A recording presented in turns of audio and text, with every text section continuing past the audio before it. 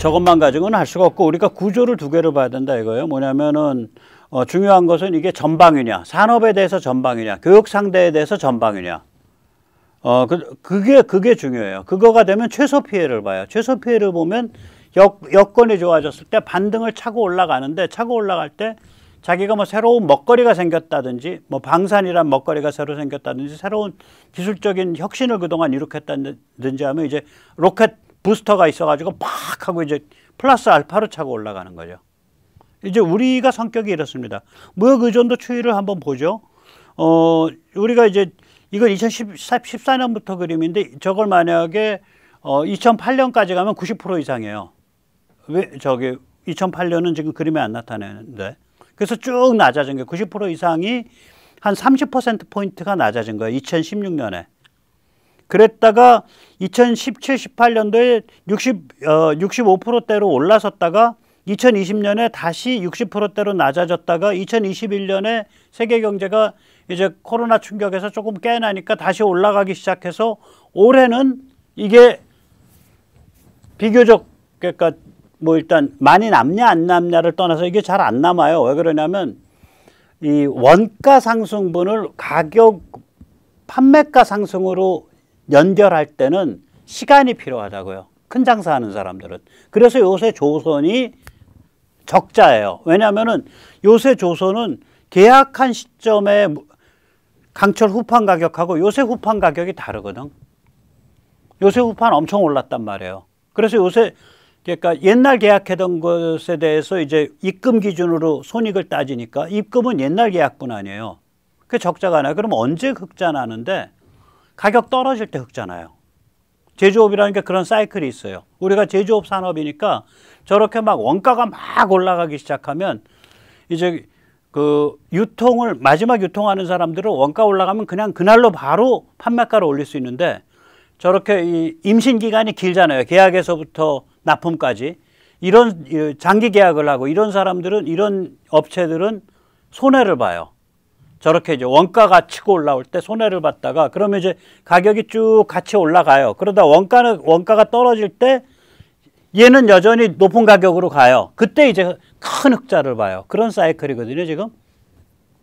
제가 그래서 저는 무역 의존도 높아지는 거 저는 괜찮다. 또 신문에 보니까 무역 의존도 높아진다 걱정해서 무역 의존도를 볼 게 아니라 우리가 오히려 요새 중국에 대한 의존도가 떨어져 가고 있어요. 이제 결사적으로 오늘 그 얘기인데요. 결사적으로 다변화하려고 하고 있거든요.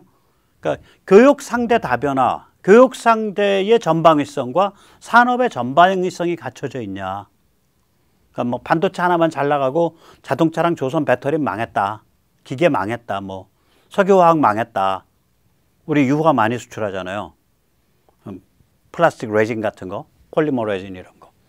그러면 안 좋은데 그렇게 다 가더라. 그러면 그건 굉장히 좋은 거예요. 산업이 전방위적이고 교육 상대가 전방위적이면. 자, 그러니까 무슨 그 신문 같은 거 읽으실 때 그 되도 않는 무슨 교수님 연구원들이 아유 그런 논리라면 2008년도에 세계 무역 그 세계 금융위기 때 한국이 제일 타격 덜 받는데 당신 그거 어떻게 설명할 거냐?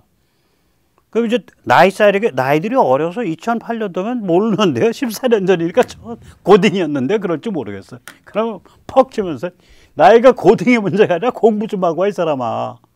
그때도 전 세계 모든 내노라 하는 경제학자들, 국내 경제학자들이 전부 하나같이 하는 말이 한국은 무역 의존도가 90%가 넘기 때문에 개피를 봅니다 그러더라고요. 그래서 내가 속으로 야 세계 경제가 막 부침을 할 때는 큰 나무 덩치에다가 딱 달라붙어 있으면 되는 거야. 세계 경제에서 제일 큰 나무 덩치는 뭐냐? 세계 경제야. 대한민국은 전방위적으로 빨판으로 딱 바꾸서 거기에 붙어 있는 거야. 그러니까 절대로 물에 안 빠져주고 여기는. 물이 수위가 내려가면 같이 내려가면서 숨 쉬는 거고 올라오면 같이 올라오면서 숨 쉬는 거고 빠져 죽진 않아. 그러다가 이제 남들 올라오는 것보다 더 차고 올라간다 반등으로. 그건 이제 두 가지 이유 때문에 그렇죠. 남들은 이제 물을 먹거나 이제 거의 익사 상태 가서 기운이 빠져서 좋은 환경에 와도 못 차고 올라가요. 근데 우리는 최소 피해, 미니멈 데미지를 받았기 때문에 차고 올라갈 수가 있어. 거기다가 이제 뭐 R&D 같은 거 제대로 해놨으면 더 차고 올라가는 거예요. 그런 거죠. 자, 그래서 이제 이런 관점에서 보면은 지금 이제 우리가 중국 없는 세상을 좀 꿈꿀 수가 있습니다. 지금 태풍이 두 개죠. 이건 전혀 다른 태풍입니다. 서로 연관은 돼 있는데, 하나는 뭐냐면 지금 우크라이나의 전쟁을 통해서 러시아가 침몰하는 과정은 이건 뭐냐면 세계 석유가스 에너지 수급 구조가 재편되고 있는 겁니다. 공급은 러시아가 그 수급 구조에서 가졌던 비중이 반의 반으로 깎여서 밀려나는 과정이고, 그 자리를 뭐 중국이라든지 사우디라든지, 미국이라든지 사우디라든지 뭐 아프리카 모잠비크라든지 이런 데가 이제 치고 들어오는 거고, 수요자 입장에서 보면 특히 유럽에서 한 40% 50%를 러시아 에너지에 의존하던 거를 이제 그 LNG 베이스로, 러시아도 너희 팔려면 앞으로는 파이프 안 써. LNG로 해, LNG로. 이렇게 될 거예요. 한 번씩 저렇게 말하자면 꼬장을 부리는 걸 봤는데 아주 심통을 부린 거 아니에요. 니들 우크라이나가 우리 침공하는 거 가만히 있어 임마. 안 그러면 우리 가스관 잠글 거야. 이렇게 꼬장을 부린 거거든요. 행패를 부린 거잖아요. 폐악질. 그래서 앞으로는 파이프라인 가스에 대해서도 저런 그 핵으로 무장한 깡패 슈퍼파워한테서는 파이프 안 받는다. 이렇게 돼야 돼요. 그런 데서 꼭 파이프 받아야겠다라고 악을 쓰고 주장했던 게 문재인이에요. 그런 데서 꼭 동북아시아 전기망 짜가지고 꼭 전기 받아야 된다. 그러니까 중국으로부터. 그거 주장하니까 문재인. 그러니까 문재인은 간첩보다 더 간첩스러운 인간입니다. 간첩인지 아닌지는 전 모르겠어요. 국가 반역자예요. 자, 그 다음에 이제 이게 하나의 흐름이고, 또 하나의 흐름이 중국 가두기란 말이에요. 컨테인먼트. 차이나 컨테인먼트죠. 이건 중국 고립화라고도 할 수 있고, 혹은 중국 차이나 디커플링이라고도 말할 수 있죠. 참고로 가끔 말씀드렸지만 저 디커플링은 제가 제일 먼저 썼어요. 세뇌 탈출해서. 처음에 디스인게이지먼트라 그랬다가 영어에서 그 어감이 그 어감 아닌 것 같은데요. 혼자서 생각하고 디커플링이라는 단어를 쓰기 시작했는데 몇 달 후부터 미국 언론에 그 얘기가 나오더라고요. 제 걸 가져가서 쓴 건 아니고요. 뭐 고르다 보면 그 단어로 갈 수밖에 없어요. 고민하면서 고르다 보면. 자, 그 다음에 이제 그러면 이 두 가지는 다른 얘기다 말이죠. 그런데 앞에 얘기, 즉 세계 석유가스 에너지 수급구조 재편은 우리의 원래 체질이면 저거 충분히 그냥 뭐 비교적 덜 고생하고 해요. 적응형으로 수축했다가 최소 피해를 보고 있는 상태에서 경기 좋아지면 남보다 얼른, 남보다 많이 반등해서 치어 올라가는 거. 그러니까 미니멈 데미지를 입도록 적응형으로 수축하고 여건 좋아지면 치고 올라가고 최소 피해 반등. 이건데 이걸로 충분히 감당이 돼요. 저거는 고통스럽지만 왜 안 고통스럽겠어요. 경기가 나빠졌는데. 우리가 이제 코로나도 저 케이스거든요. 코로나도 한국이 최소 피해 케이스에 해당하잖아요. 처음에 대군가가 부분적인 아마 록다운이었죠. 그것도 완전히 록다운도 아니고, 그러니까 집 밖에 나오지 마세요. 이게 없었잖아요. 강제적인. 외국은 그런 게 많았죠. 집 밖에 나오면 경찰이 잡아갔었죠. 입건하고. 우린 그런 거 없이 그냥 했고, 그 다음에 이제 작년 한 하반기부터는 뭐 이제 그냥 이렇게 같이 살아갈 수 있죠. 이 병이 거듭 말씀드리지만 제가 그때도 말씀드렸잖아요. 그 병 진행하는 과정에서 고립된 한 케이스만 놓고 보면은 이게 심한 몸살 이런 걸로 끝날 확률이 높고, 재수가 없으면 이제 합병증 번져서 이제 고생하는 병인데, 요새는 또 위중증으로 가는, 또 그다음에 사망으로 가는 그 확률이 요새는 많이 떨어졌죠. 그런데 이제 문제는 뭐냐면 이 병이 하나만 보면 그런데 조건이 있단 말이죠. 위중증으로 가거나 중증으로 갔을 때 병원에 입원할 수 있어야 된다. 근데 전염력이 너무 강해 버리니까 이제 영어로 말하면 overwhelming hospitals죠. 병원이 미어 터져 버리는 현상. 이게 무서운 거거든요. 그럼 이제 패닉이 오잖아요, 사회가. 그게 무서운 거예요. 그런데 이제 우리는 어디까지 올라서 있냐면 상당히 자유롭게 활동을 해도 병원이 미어 터지는 일은 이제 없다라는 걸 알게 됐다고. 이제 뭐 그동안 많이 걸리기도 했고, 또 백신에 대해서 고생하신 분도 있지만 또 그것 때문에 안 걸리거나 병이 걸려도 쉽게 넘어가는 분도 많아졌고, 그래서 아무튼 한국은 이렇게 사실 거의 다 풀었는데도 불구하고 병원이 미어 터지는 일이었죠. 물론 의사 선생님들과 간호사님들 너무너무 고생하셨고 정말 애국자입니다. 예, 우리 의료진들이. 아무튼 그래서 그게 가고 있는 거예요. 그럼 이 정도로 해서 넘어간 케이스가 전 세계에 없어요. 한국이 최소 피해 케이스죠, 이게.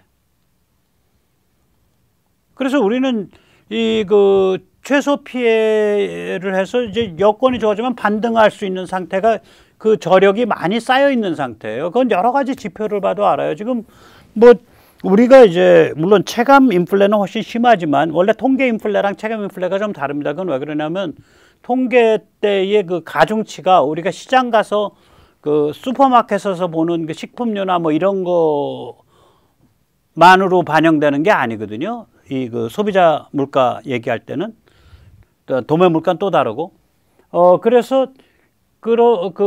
그러한 걸로 해서 계산을 했을 때 우리가 말하자면 굉장히 양호하죠. 지금 아마 지금 한 7% 좀 안 될까 6%대인데 지금 다른 데들이 막 10% 넘어갔잖아요. 그리고 내년은 더 심해진다는 거예요. 영국 같으면. 아주 아작이 나고 있는데. 그러니까 저건 잘 견디고 있어요. 근데 우리는 다른 게 문제가 있다고요. 이 중국 가두기에 우리가 최일선에 서버린 거예요. 이게 지금 최일선에 선 나라가 한국하고 독일입니다.